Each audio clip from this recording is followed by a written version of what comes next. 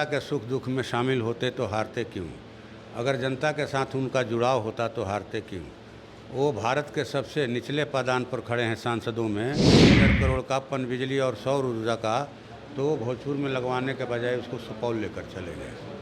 तो भोजपुर के नौजवानों का वोट आपको चाहिए और प्रोजेक्ट बैठाइएगा सुपौल में। कहेंगे कि देश के लोकतंत्र को, संविधान को बचाने का आज जो है बीड़ा इंडिया गठबंधन ने उठाया है। आपको इसका साथ देना चाहिए और इधर आना चाहिए। यहाँ से नवनिर्वाचित सांसद सुदामा प्रसाद हमारे साथ हैं।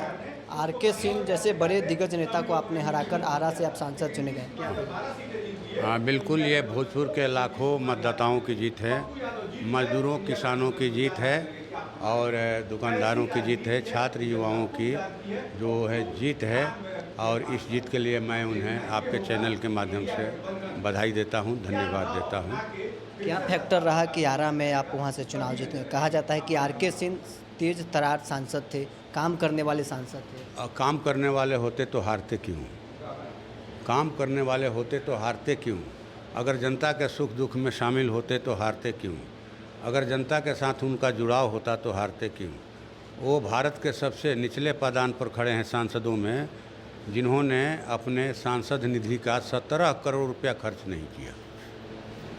ये विकास का सिर्फ डंका ढोल पीट रहे हैं लोग, कहीं कोई विकास नहीं है। इनका चुनावी वायदा था 2014 और 19 में कि जीतने के बाद सोन नहरों का वो पक्कीकरण करावेंगे, जो नहीं हुआ।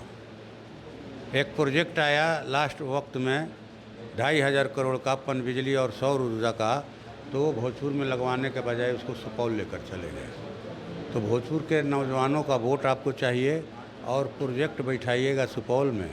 सुपौल में लगे इसके विरोधी नहीं हैं, लेकिन आपकी प्राथमिक जिम्मेवारी है कि जहाँ के वोट से आप सांसद बने हैं वहाँ के युवाओं की फ़िक्र कीजिए, वहाँ के किसानों व्यवसायियों की फ़िक्र कीजिए।